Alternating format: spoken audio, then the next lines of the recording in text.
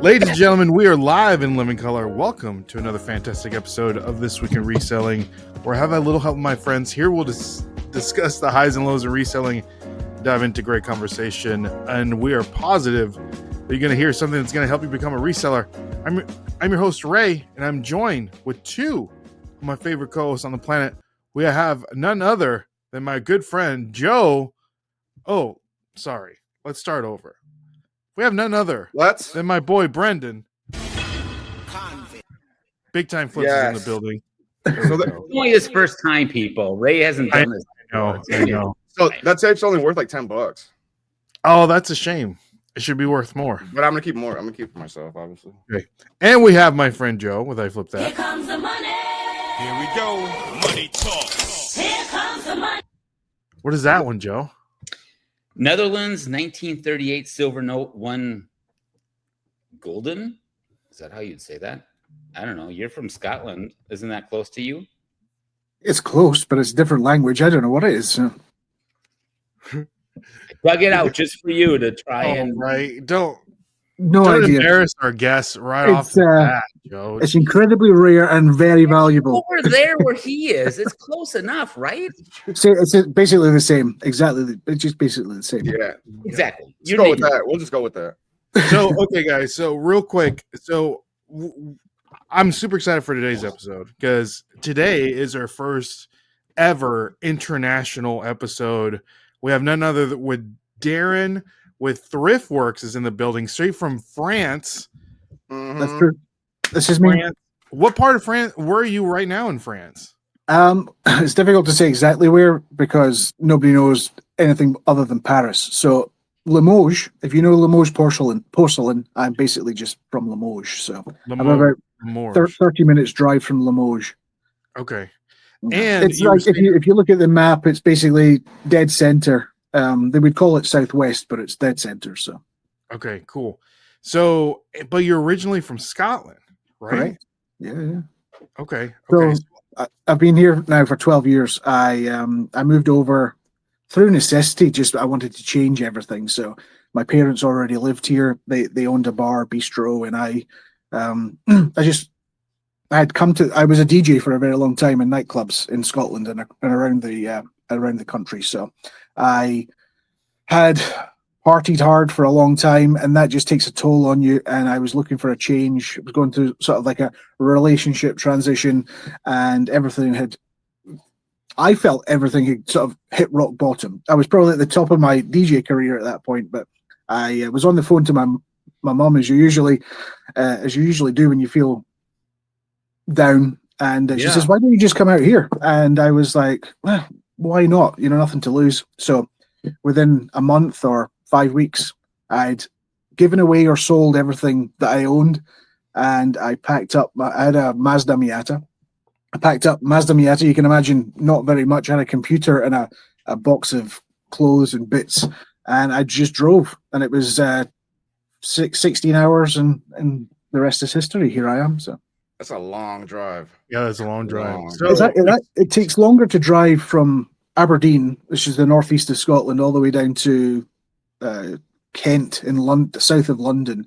It took longer to do that than it did the same distance from the other side of the water to where I live now, just because of the traffic. I mean, traffic's awful. So, and I very rarely go back to the UK just because it's.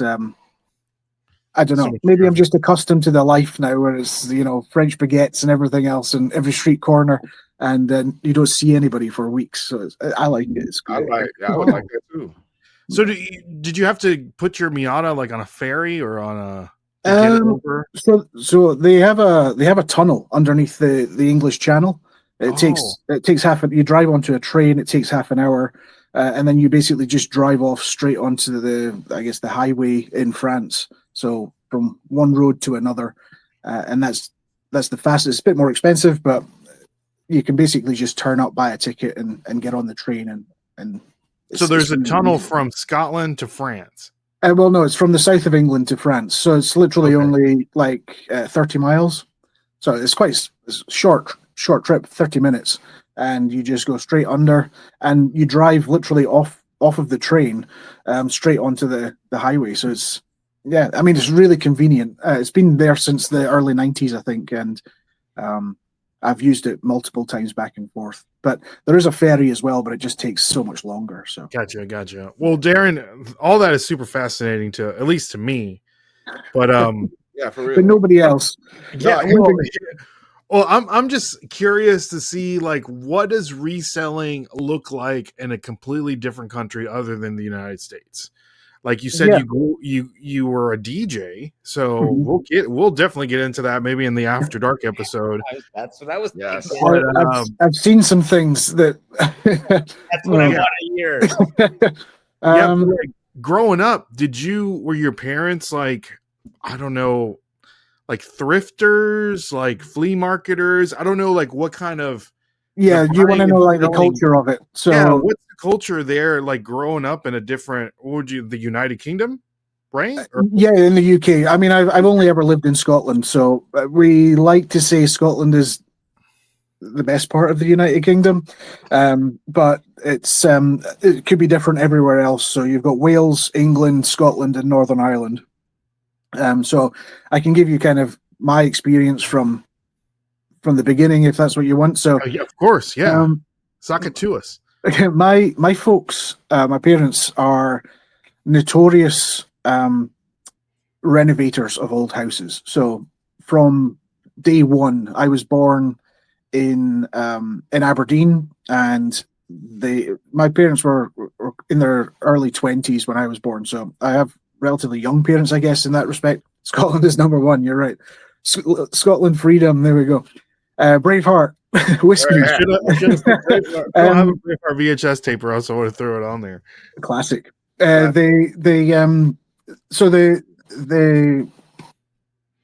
My folks have just always been renovating houses. They always pick large projects. So the first house I remember being in was an old renovated it was an old derelict church in the northeast of Scotland, in the middle of nowhere, basically. And I was 4 or 5 years old, and I just remember all this building and construction going on around me, and that sort of gives you the idea of what they are capable of. I mean, they've done that multiple times across my lifetime. They just keep doing it. I mean, they've just finished another one now, and they're in their early 60s, so they're they don't have an off button, but their love for antiques, their love for thrifting. I mean, I was always brought up on secondhand clothes and everything else. It was always the best stuff, like back in the 80s, Oshkosh, Bagosh, all that sort of stuff. Yeah. I was a trendy kid, but it was all secondhand, and no regrets. I had some of the best stuff. It was all last year's, but who cares? What is the brand? What was it? What's it Sorry? called again? That brand? Oshkosh, Oh, Bagosh. okay. Yeah. I thought you said something else. It could be, yeah. I think you get it in the States, but I don't know. Maybe. Yeah, we actually maybe- we used to have a Oshkosh Bagosh factory here in Nashville where they There you go. made the clothes. So they had I don't remember, but there was, you had your little dungarees and everything dressed up. I would have been, a trendy little 5-year-old or whatever kicking about. So I think I have actually a doll of you as a kid. it's better not be a voodoo doll. I mean, it's Yeah, right. there's a pin stuck in its neck. Yeah. That's me.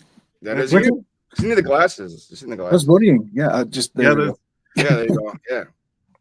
Yeah. So that's from my earliest memory. It's being brought up on a construction site, but also being surrounded by just old. My dad, as a teenager, would, like, one of his claims to fame is he was on an old demolition site in Aberdeen, where he went to school, and he do you know Fry's chocolate cream? Fry's chocolate. It's maybe a UK brand, but they're probably owned by Kraft now. I don't know, but he has this big enamel sign that he kind of took from a building demolition site, and that's one of his earliest sort of thrifting, or sort of thrifting memories. But he's still got that on the wall. He's surrounded by old stoneware pots and all sorts of stuff. So that's where my love for this kind of stuff comes from. and that's what I specialize in, like old Victorian stoneware and stuff like that. I'm not really into. I suppose we can get into that later, but the other side of things, like the modern 80s, 90s toys and stuff from the US, I actually import and sell here. So there's like two ways of doing it. Because for whatever reason, the antique stuff here, although in France, antique, you're kind of synonymous with having loads of nice antiques and stuff.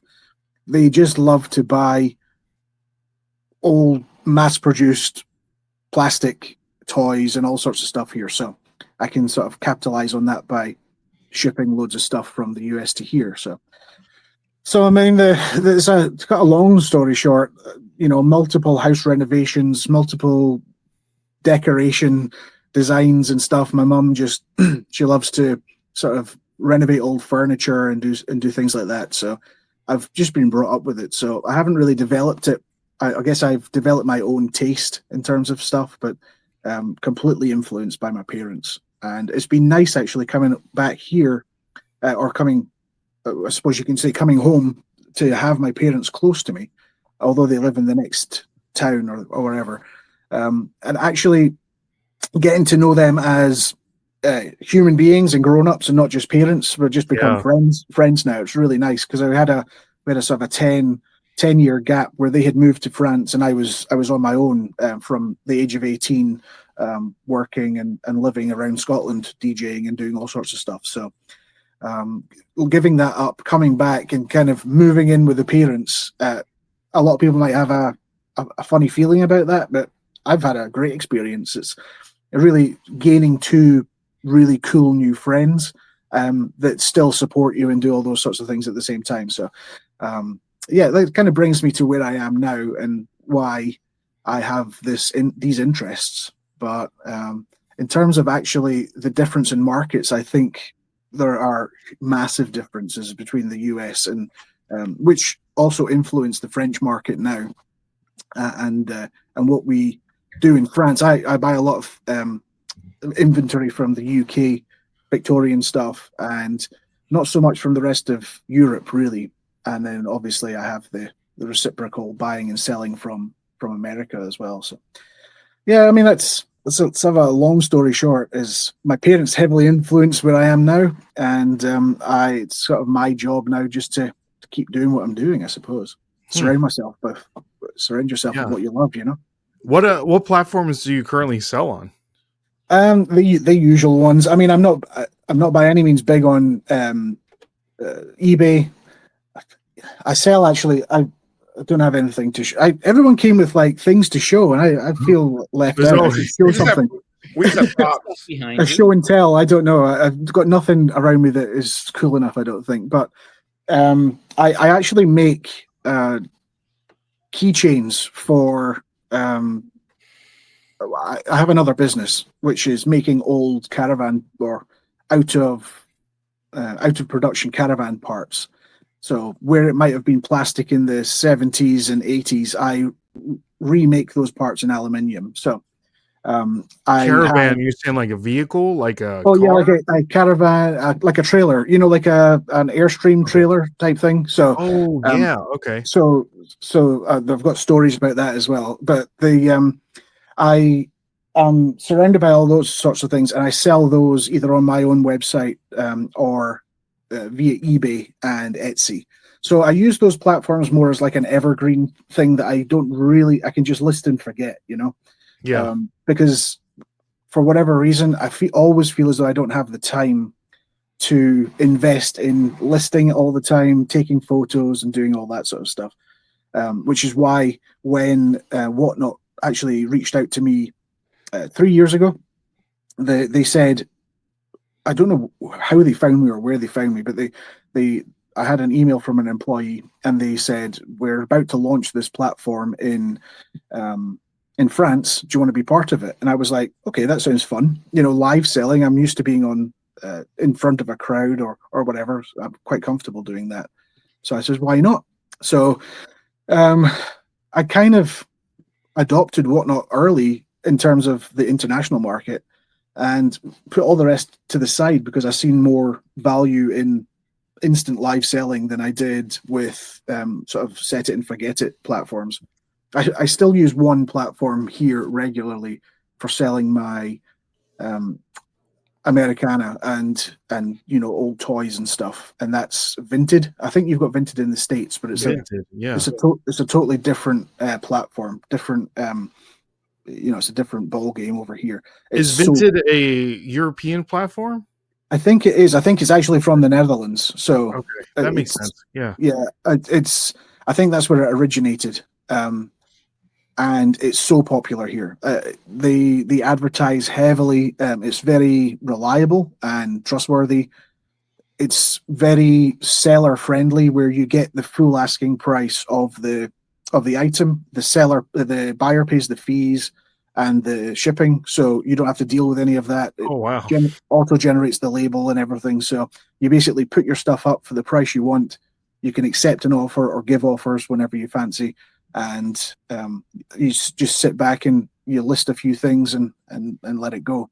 So that one is probably my preferential platform for here, because I sell a lot of old 80s dolls, Barbies, stuff like that you might find 10 a penny in the States, and then you for example, all the holiday Barbies, you can pick them up for $5 or less, and I can bring them over here and they have a massive profit margin. I can sometimes sell them for between $60 and $70 euros, so they have $70 to $80. So after shipping and everything, you can make 40 to 50 on each doll. So I often buy up big collections of stuff via Whatnot and eBay in the States, and have everything shipped to a hub in Florida, and then once or twice a month I bulk ship everything to Europe. So it works out really well. I got a lot of questions. Okay, I should be writing in my notes here. Do you have any? Go ahead. No, you go, Brendan. Oh, no, I was gonna say, do you have any issues now with the tariffs? So, as a European, we've always dealt with import tax and effectively tariffs. So, on a monthly basis, where I would be importing on average maybe 100, 200 pounds worth of weight goods, I will the declared value of all those goods might be $300 to $400 to $500. I'll have to normally pay between 30 and 40% of that again to get them into the country, on top of the shipping cost, which can average to be sometimes $500-600 a month. So when you think about it, there's always that kind of 30 to 40% tariff. France is a really high they call it VAT, like value added tax. Yeah. And it's a scam, but they do it. You have to pay it, otherwise you don't get your stuff. They just hold it to ransom otherwise. So I do that, and it's kind of an ongoing thing. Once you're in that trap of doing it, it just becomes like emotion, and you get used to it so quickly. But that's existed for decades here. So on the other side with the tariffs, as a seller, I've really tried to start educating buyers on the US side to say, listen, these tariffs are imposed by the US government. They're not imposed by any other person. So when you're buying from me, I'm still selling it for the same cheap price, because I tend to sell things affordably often to resellers of antiques and things. And when you're buying that, the shipping cost is pretty much the same. It's the extra value added tariff that you have to pay on each item or each shipment. So have I experienced trouble with that? Yes, but purely from having to educate people on why these tariffs exist. Because at the moment, Whatnot has suspended all transactions between Europe and the US, which is catastrophic for my business. Oh wow! I didn't know that. Yeah, I didn't know that either. That's since the 28th of August. They basically sent an email at midnight. Say this is no bad shade on Whatnot. They did it exactly at the same time as everyone else found out, but they said from this point onwards there will be no transactions either way, and that's purely because they can't successfully generate labels to ship things. Yeah. because there's no system in place to charge for the tariffs unless they use an express service, which is more expensive. So I actually had to reach out to Whatnot, and I'm in communication with quite a few of the employees because of the amount of trouble I have as an international seller on a US platform. So I must be such a pain in the ass to them, but I was basically in their DMs the same morning or the same night, whatever time it is over there. I say, listen, I realize what you're doing is what you have to do, but at least give me the option to have free pickup or something as an option for people to come to my shop and fill a box, and then I'll deal with the shipping. Just give me the opportunity to do that. So they changed something. I got a message at 3 a.m. and they says your buyer should be able to do it now. So from that point onwards, I've still been able to trade, which is really good. But it's still that re-education of people to tell them, these tariffs, they're not actually as scary as they're made out to be, because it's a fear tactic to make you buy local, keep all your stuff in all your sales and income in the US, but and not send your money abroad, which is basically the long and short of it. So tariffs, they're a challenge, but because I'm used to the tariffs, it's one of these things we just deal with. So Right. Okay. So what are the hot toys? Ooh, hot toys that you're trying to get that sell really well over there? Right. It's a good question because it varies so much, and it's normally 80s, sort of late 80s, early 90s toys.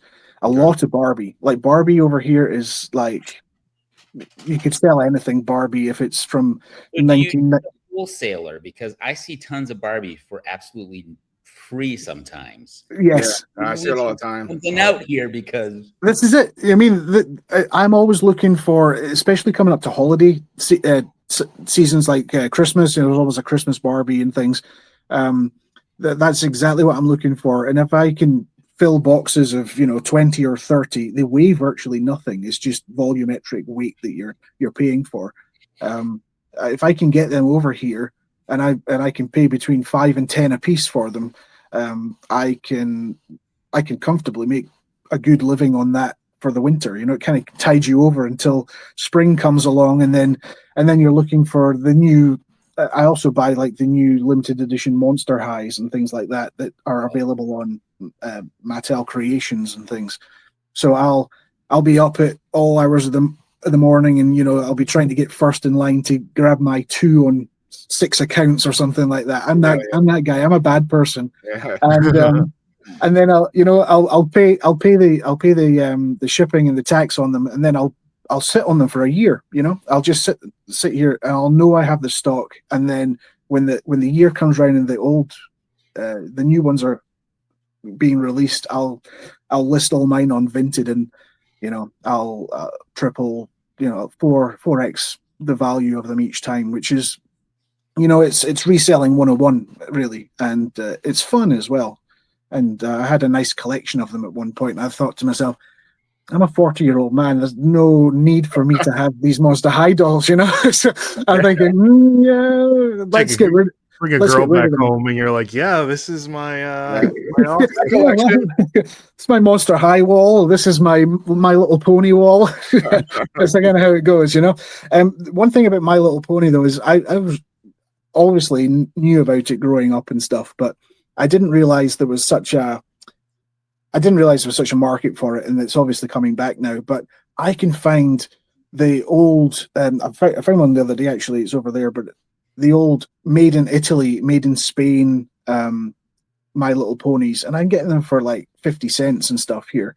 And then you just get a big enough lot of them, or you do a bit of Google Lens or whatever, and some of them are worth like $30-$40, and you just think this is insane. So whenever I see them, I always pick them up, even if they're a no-go or a bust or whatever. So, and are you selling those there, or are you selling them here? And yeah, well, there's actually a huge market for it here. So if I can find proper vintage ones, I'll just flip them here, because then you don't need to deal with the shipping. You don't need to deal with it. Well, Gotcha. international shipping and stuff. So, yeah, it's those are the kinds of toys I'm looking for. And then old sort of Masters Universe stuff. It's just sort of evergreen resale So it's stuff. basically, I mean, so just like Americana, just a real American stuff sells well there.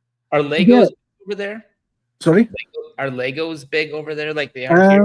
What is Lego. that? Swedish? That's Swedish though, right? Lego? That's Danish, I think. Lego. Danish? Okay.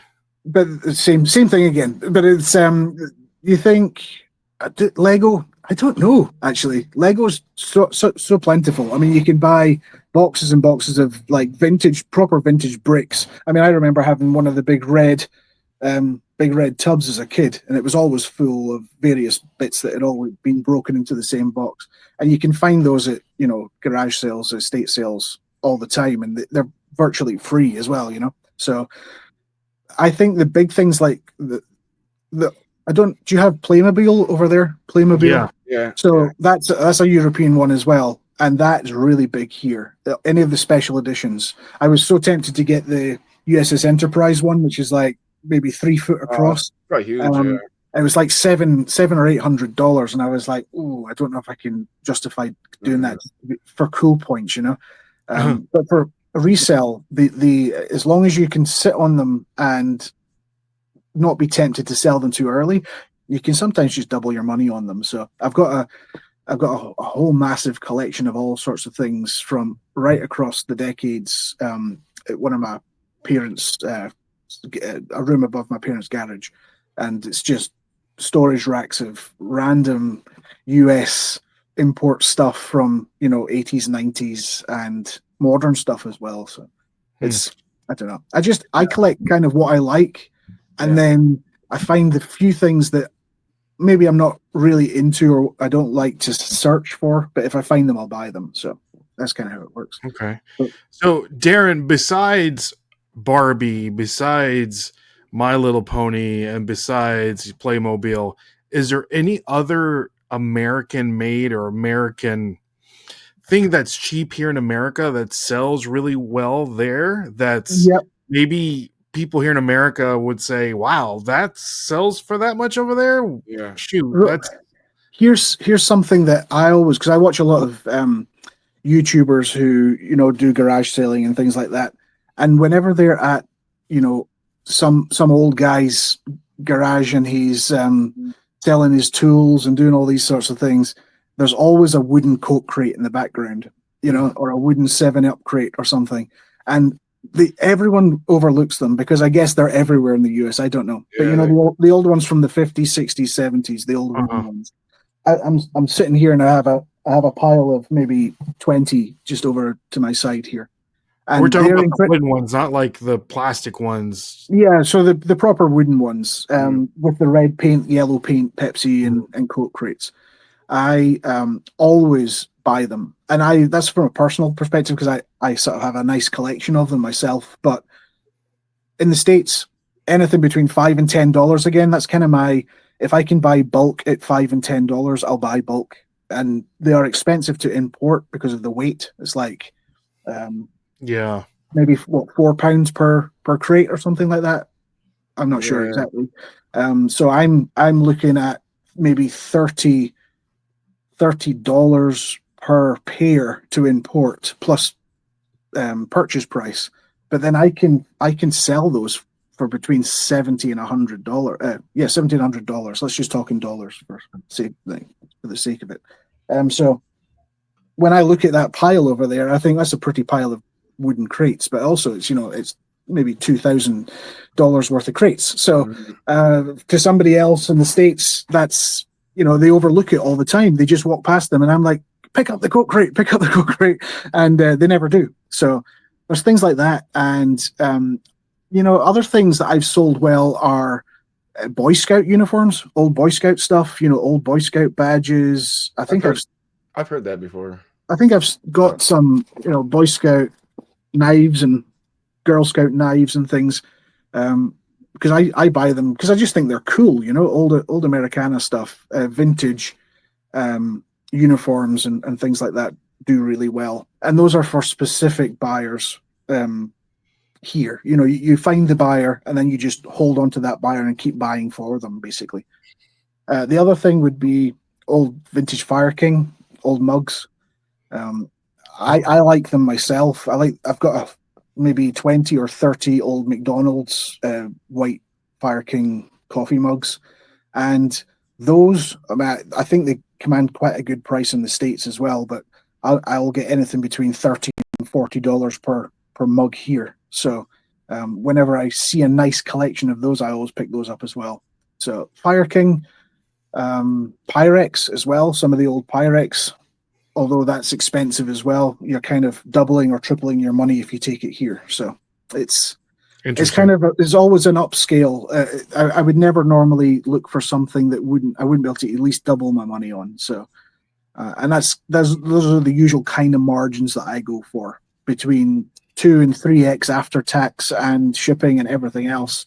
And it's good for longevity that way. That way, Otherwise, you're kind of always aspiring to get that 10x product, and it's difficult to find those things because everyone's looking for those things. So I tend to go for maybe low-hanging fruit that everyone can find for me, and then gather that in and then just list it and forget about it. So I'm like surrounded by stuff here in my attic, and it's just stuff that I have pulled in from the States from all over the place. So yeah, that's kind of a rough idea of what goes on.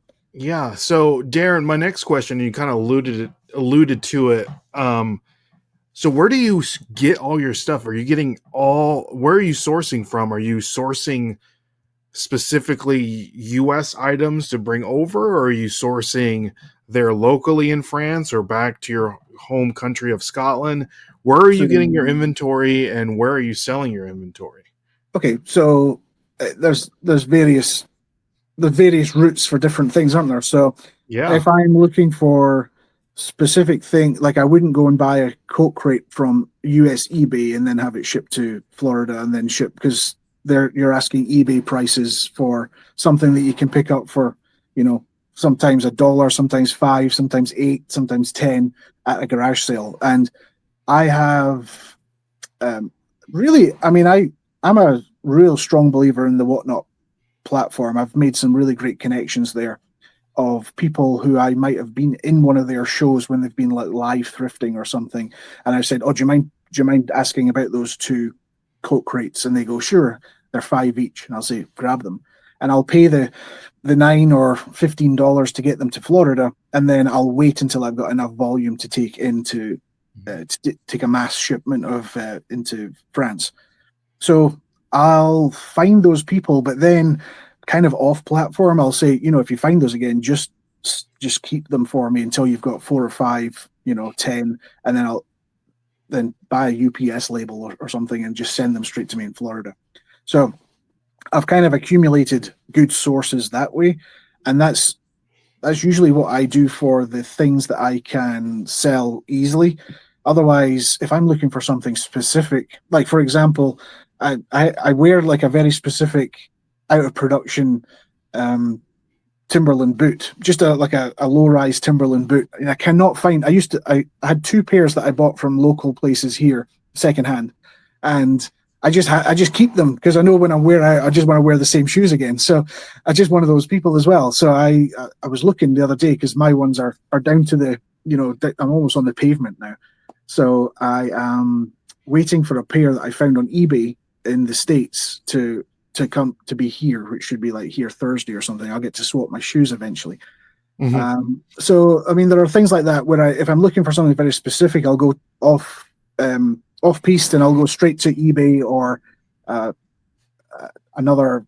try and find another platform. I haven't tried any of the sort of local platforms like Craigslist and stuff like that, or Facebook Marketplace if they offer shipping, because with not being in the country, it's really difficult to say, I know where you live sort of thing. I'll come around and get my stuff. So I kind of need to keep the security of having an online platform if I'm doing it hands off. If I know somebody who can find things for me, I'll allow, if you can find it anywhere, I'll buy it, for example. Well, you have 3 people that now. This is it, this is it. It's all about networking and finding people who can buy things for you on both sides, Mhm. Oh yeah. So you go to a lot of garage sales then to find your inventory as well? Um, Do they have garage sales? they Or do, car but boots? Is it called car boots? Is that like the yeah. thing? So to go back to one of the first questions, Look at you, Joe. where am I? Where one of my loves for going out and finding stuff. There was this particular car boot sale that we used to go to every Sunday, and it was I think the best way to describe it. It was basically a huge exhibition center car park, and you would just turn up and you would pay your £5 or whatever for your pitch for that day, and you just sell everything out the back of your car and make as much money as you can, then go home.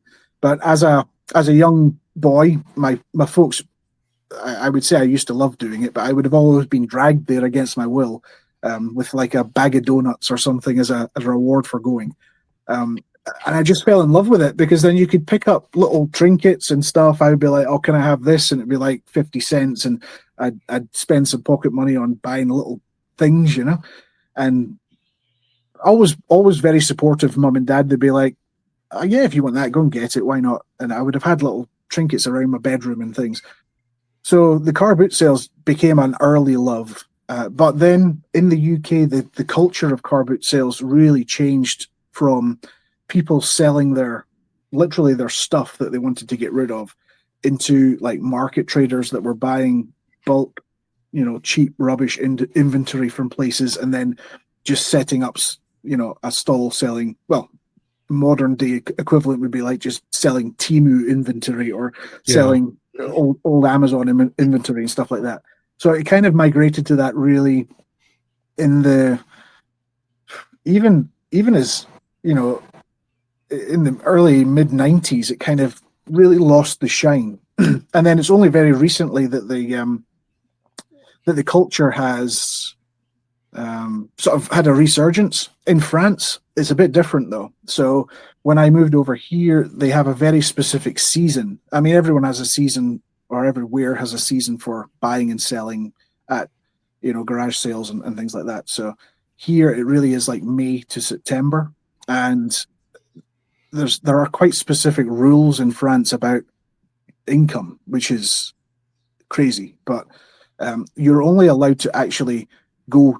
You're only allowed to have a garage sale twice a year. You can't just do one every week if you wanted to. Oh wow. From a tax perspective, if you do it more than twice per year, they consider that a commercial activity, and then you have to pay, lots more tax on the income that you make from those things, which gets you into a double, triple taxation problem, and then you're just like, You have that issue with your whatnot and eBay then? no, because I put everything from the whatnot through. I pay tax on everything that I earn, so it's okay. I don't have an opportunity. There are very few opportunities here to make cash deals on stuff unless you're buying. Interesting. So from a buying perspective, it's good.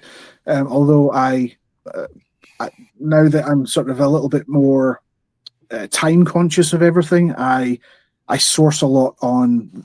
There's another platform here which is a bit like it's a bit like eBay, I guess, but it's somebody who's selling something at home and they make the rules. It's a bit like the Wild West. So they might have, I don't know, this set of doorknobs. They'll have this advertised and you'll go, "Oh, I'd love to buy that." They'll have it listed with shipping and everything. So you can just buy now, and it might be 5 plus 3 shipping or something. And you go, "Great, I'll buy that and I'll sell it for 20." So it's an easy, quick flip. But then they'll email you and they'll go, "It's collection only.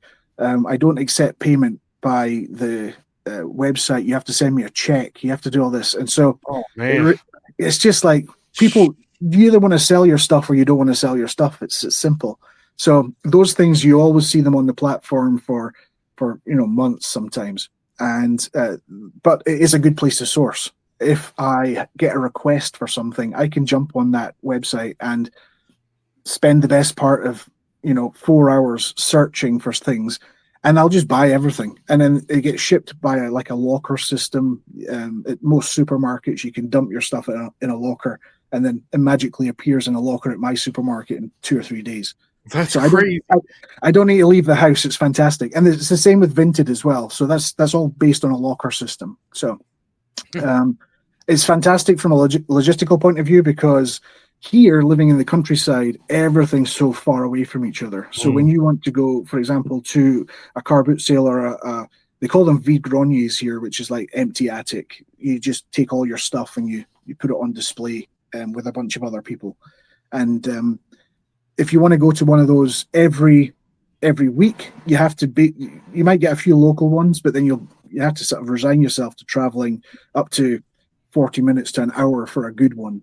So that's 2 hours of travel, and then you've got to spend 2 hours, 3 hours going around them all, and then you've got to do the negotiations. So by the time you've spent a full day there, you're tired, and it takes the fun out of coming home and having to sort it all. So then once you get to that point, and once you've sorted everything, then you can start selling and listing and making the money then, which is the fun part, at the end of the day. Although I love sourcing. It's just, if I had more time, or if that's what I love about Whatnot. I can source a ton, sell it so quickly, and then it gives me the money again that I can just go and source again. You just need to plan those sourcing days a little bit more than you might if there was always an estate sale or a yard sale somewhere in your town or city. It's just not like that here. Right. You kind of have to search them out. Yeah. Darren, you talked about. Go ahead, Joe. I was going to say, with the weird taxing and not having, you can only have 2 garage sales. Do you find people just going, "Hey, I have stuff, and you can just have it for free"? No, I wish that was the case. I wish it was the case. What do people do then to get rid of their stuff if they can't have? Yeah. They have 2 garages. Do you have Goodwills that they donate to, or like stores? They just do that instead. There is something. Well, there's 2 ways of looking at it. There are people who won't take less than they want for an item, and they're happy to load that into their car, take it to somewhere, unload it, put it on display, have a ton of offers, and say no all day, take it home, and put it back in storage until next year. So occasionally you'll go around these sales and you'll see the same stuff. I've been here for 12 years, and there are literally people that I recognize with the same stuff I've seen for years. And I'm like, are you not just going to sell it to me? Sell it to me Anyway, you can't deal with those people. Those people just never will sell their things. It's simple as that. On the other flip side of that, giving stuff away, people don't do that either, because, well, a lot of people don't do that because they think that has value. I'm going to keep it and then never sell it to somebody who gives me an offer on it. So it's really difficult to navigate those kinds of people. When it comes to goodwill, I have a feeling about these companies that sort of brand themselves as charitable, but are actually for-profit organizations. Yeah, and the whole thing about goodwill is it's supposed to help people who are down on their luck, or if you want to go and get yourself an Adidas tracksuit and a pair of Nikes, you should be able to go to Goodwill and get that for not retail. But us nasty resellers, we go and get those things and then we sell them on eBay and whatever. So people have their views about that as well, but I find it difficult to sympathize with companies that are then filtering those good products away from the eyes of resellers, and then putting those things on eBay themselves for X profit. So, and they do that a lot here, but in France, the Goodwills are pseudo charities for animal sanctuaries, or save the dogs or save the cats. All donations go towards saving the animals, which is it's a lovely cause, but they are getting these things for free, and then they are trying to shift them for eBay prices. and save the animals. It's save the squirrels. There's a story actually. I back in 2010, I wore a kilt for a whole year every day, and I was getting for a whole every day for a whole year, and I was getting donations to save the squirrels because the red squirrels are endangered in Scotland. So, and I made like $7,000 or something. So, there, save the animals. I'm big on animal preservation or whatever it is. So, there's a sideline, but the difficulty in those circumstances is those places are getting everything for free, and me who wants to go in and spend sometimes $200 or $300 on buying inventory, they won't take that $200 or $300. They'll say, well, everything here is worth this, so give us 5 or 6. And I'm at that point, I'm like, well, there's nothing in it for me. As much as I love the animals, I'm not going to give you what you're asking, and I'll walk away, you know. And they go, oh, but why? And you just think, well, because you're asking too much for stuff you've got for free. If you actually made it more about charity, you'd shift more of it, and you know, people would actually be able to benefit from the idea of charity, and other people who want to make a living on it would also benefit, and you benefit as a charity or an organization that wants to make money, so, or, you know, generate money for charity. So it's it's a weird gray area, the whole charity thing. And in the UK, they used to have really good charity shops like Oxfam and things like this, and they would have good clothes. You'd be able to go in there and buy designer stuff for $2 or $3. And now you go in there, you want to buy a Nike and or an Adidas. I'm just using brand names, but like a nice sweatshirt or something, and they've got it in there for $40 or $50, which is just insane. It might be vintage. That might be the price that it's being advertised for on eBay, but the introduction of like eBay price checking and stuff has kind of just ruined the kind of goodwill vibe, It's a difficult one, and I tend to stay away from those places because I don't like how they operate. If I'm open and honest with them, I'm saying, listen, I'm going to buy this and resell it, but I'm happy to buy lots of it, and they still don't compromise on that. So I don't know who's going to who loses in that situation. I can find my stuff elsewhere. They've still got that stuff for months. Right. Yeah. I got somebody here in my area that he's holds a garage sale like during the season every weekend, and he's got like all kinds of video games, every console you can imagine. I mean, everything. And then I've been there once, and he wants like eBay prices are above, and it's like that's why like, and it's been going on 3 years, and he still has all this stuff. And like that's why you don't get rid of it. I mean, maybe some of these people just really love their stuff and they don't want to get rid of it. I mean, I have things that I don't want to sell at prices on. And if somebody wants to come along and buy it for that price, they can have it. But until that happens, I'm happy to keep it. But when you have all these things and you say, come along, come and see what you want to buy, or on the receiving end of that, you actually go somewhere and you're sort of, oh, what am I going to pick up today? And they just don't want to sell it, and you just waste a whole day. And it's nice to go and look at people's stuff, but I'd rather, drive home with a car full. So yeah. Oh yeah, 100%. I hear you. Yeah. Well, Darren, this has been super. Like, I feel as though I've done all the talking. I don't know if that was great. It's great. You just sort of wind me up, and I'll just keep going. No. We do want to give a shout out to our channel membership, Gem Flippers and Mike Mako meetups. Guys, channel memberships are open, so make sure to check that out. But Darren, where can they find you? Where can the people find Thrift Worx Darren? Where can you find Thrift Worx Darren? Well, thriftworx.com, Thrift Worx with an X.com. I have all my links there. You mostly will find me on Whatnot. So I am just doing Whatnot basically as my up until the end of this me. That's me. Show that's coming up. What is this show that's coming up? I want to know about this one. This is a special thing. I did have something sitting around on the desk here. Where is it? I must have given it away. We'll talk about it in the After Dark. Yeah, we'll talk about it in the After Dark. Guys, make sure to find Darren on all of his. We'll link everything down in the description below. Yeah, I mean, thriftworx.com. That's where you'll find me. If you want to find me, that is. I'm funnier on Instagram, so otherwise I'll just talk. I just talk for hours. There you Everybody's cooler on Instagram. Yeah, that's it, exactly. So, so my name is Ray, I'm I'm Brandon. Joe. and we'll catch you Darren. guys on the flip side. See y'all, and God bless. It's all back to front for me. I